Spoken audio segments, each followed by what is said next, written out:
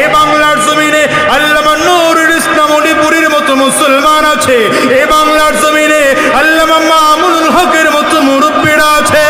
এই বাংলার জমিনে বাংলার জিন্দা শাহজালাল আল্লামা মুফতি সৈয়দ ফয়জুল করিম শাইখ চরমনার মতো মুজাহিদরা আছে। এই বাংলার জমিনের মুসলমানদের নেতৃত্ব দেওয়ার জন্য আমিরুল মুজাহিদিন পীর সাহেব চরমনায় আছে। মুসলমান তোমাদের কাছে জিজ্ঞাসা করতে চাই, ইসলাম রক্ষা করার জন্য, কোরআন রক্ষা করার জন্য এই উলামায়ে কেরাম যদি আরেকটা বার তোমাদেরকে ডাক দেন, এই বাংলার জমিনের ইসলাম টিকিয়ে রাখার জন্য, কোরআন টিকিয়ে রাখার জন্য, এই বাংলার জমিনের স্বাধীনতা